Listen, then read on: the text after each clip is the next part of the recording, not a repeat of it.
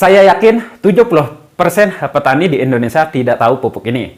Padahal pupuk ini bisa membuat tanaman padi tumbuh subur dan berbuah banyak dan juga lebat, sahabat ya. Dan anakannya itu bisa produktif. Sedangkan sahabat yang perlu ketahui, tanaman padi kita itu tumbuh subur pasti banyak kendalanya termasuk hama dan juga penyakit. Nah, hama dan penyakit ini sangat rentan ketika tanaman kita itu bagus sekali, sahabat. Dan di sini kita bisa menggunakan insektisida yang gerenduran dan dicampurkan bersama pupuk. Nah, pestisida tersebut akan diserap oleh tanaman bersama pupuk tersebut, sehingga seluruh tanaman tersebut mengandung racun. Dan ketika hama tersebut seperti misalkan ulareng coklat, ulat penggerak batang padi, memakan tanaman padi kita, pasti mati tanpa disemprot. Nah, itu kelebihannya, sahabat ya. Dan mencampurkan insektisida ke dalam pupuk, dan juga kelebihannya juga predator alami atau musuh alami hama tersebut tidak mati.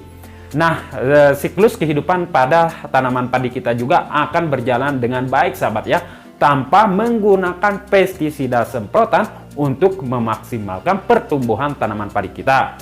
Nah, bahan yang digunakan adalah pertama I4, sahabat ya. I4 merupakan kultur campuran dari mikroorganisme yang menguntungkan dan menyuburkan tanaman. I4 adalah salah satu jenis larutan yang mengandung bakteri, sahabat ya, antara lain Dekomposer Lactobacillus sp, bakteri asam laktat, bakteri fotosintesis, jamur pengurai selulosa, bakteri pelarut fosfor, dan bakteri penambat nitrogen, sahabat ya, yang berfungsi sebagai pengurai bahan organik secara alami dan mampu menyuburkan tanah kita secara terus-menerus dan berkepanjangan apabila kita aplikasikan sebelum tanam dan sesudah tanam.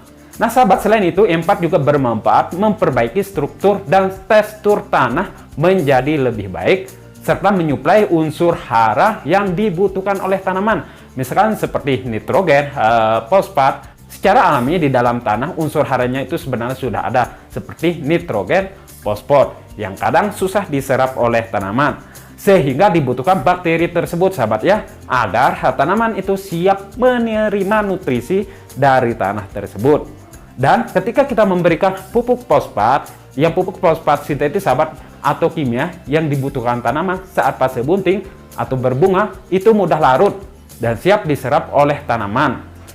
Karena pupuk fosfat itu susah sekali hancur, dikarenakan ketika kita menyepray sebelum tanah, ketika kita menyepray I4 sebelum tanah itu, ntar akan kinerja dari pupuk fosfat itu akan maksimal, sahabat ya. Nah, sahabat, yang kedua yaitu belerang, sahabat ya. Belerang atau sulfur ini banyak sekali yang tidak mengetahui belerang ini, padahal belerang ini sangat besar manfaatnya untuk tanaman padi kita, untuk penghijauan daun, sahabat ya, di fase generatif atau pembungaan dan pembuahan pada tanaman padi kita. Sahabat, belerang atau sulfur itu juga sangat dibutuhkan tanaman saat fase pembuahan. Sulfur sangat penting dan fungsi sulfur untuk pertumbuhan tanaman adalah termasuk metabolisme nitrogen, aktivitas enzim, dan sintesis protein. Selain itu, sulfur adalah unsur gizi yang sangat penting, sahabat ya, dalam pembentukan asam amino sehingga mampu menghijaukan daun ketika fase generatif atau pembuahan. Belerang atau sulfur ini juga digunakan sebagai pestisida, sahabat ya, untuk mengurangi serangan hama dan penyakit pada tanaman kita, termasuk untuk tanaman padi. Belerang bekerja dengan cara membunuh jamur dan bakteri penyebab penyakit pada tanaman serta mengusir serangga, sahabat ya, yang merusak tanaman. Dan entar untuk pembuatannya agar hasilnya maksimal, ditambahkan juga satu pupuk lagi, yaitu pupuk KCl. Pupuk KCl ini bagus untuk menghambat fase vegetatif ke fase generatif. Dan pupuk KCl ini bisa kita dapatkan di garam kasar, sahabat ya, biar kinerja dari pupuk ini maksimal. Nah, untuk cara membuat pupuk di fase pembuahan agar panen kita itu meningkat, pertama-tama adalah yang kita butuhkan adalah sulfur tersebut, sahabat ya. Nah, sulfur ini kita dapatkan di belerang itu sama aja, sahabat ya. Dan yang perlu sahabat ketahui adalah bahan-bahannya dan cara pembuatannya agar hasilnya maksimal.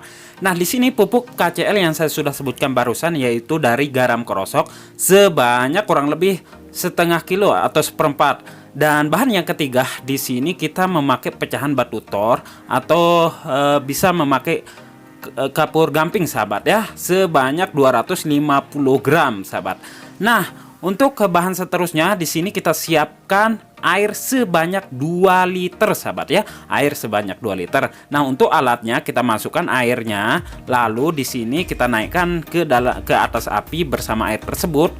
Nah, di sini setelah mendidih, kita masukkan belerang tersebut. Ini sebagai fungisida dan juga sebagai untuk pembuahan sahabat. Setelah itu belerang ini kita campur adukan sampai benar-benar rata bersama air ini sahabat ya. Nah, setelah ini entar kalau udah benar-benar larut dan tercampur rata, kita masukkan garam. Garam ini sebanyak 250 gram sahabat ya. Nah, setelah kita masukkan garam 250 gram, baru kita aduk-aduk benar-benar sampai merata. Nah, setelah tercampur rata, baru kita masukkan dari kapur bangunan atau kapur tor yang sudah dihaluskan. Ini tinggi kalsium. Kalsium ini sangat dibutuhkan oleh tanaman kita di fase pembuahan, sehingga buahnya itu akan menjadi maksimal dan juga berbuah lebat untuk tanaman cabai. Nah, setelah kita aduk dan berubah warna seperti ini, sahabat, pastikan benar-benar berubah sampai benar-benar merah sahabat ya. Nah, yang kita bikin ini adalah pupuk sebagai fungisida sahabat ya. Nah, ini udah mulai jadi sahabat ya. Kita campur adukan. Nah, kalau biasanya kalau udah jadi itu warnanya benar-benar memerah sahabat ya.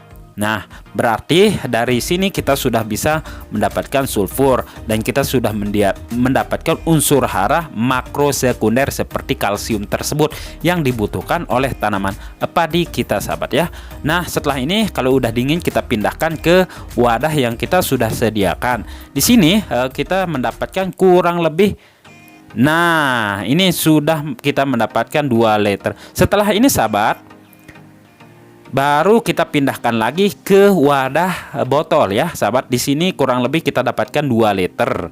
Nah, kita pindahkan ke dalam botol agar entar waktu pengaplikasiannya itu sangat mudah sekali dan kita bisa bawa ke tempat lahan pesawahan kita maupun lahan tanaman cabai kita, dan kita spray ke tanaman padi kita di fase generatif untuk menghentikan jamur dan mengusir hama dan juga tinggi kalsiumnya, sehingga tanaman kita itu buahnya tidak rontok dan bunganya tidak gugur. Dan untuk tanaman padi itu buahnya akan menjadi berat dan terisi penuh karena tinggi sulfur dan juga kalsium sahabat ya.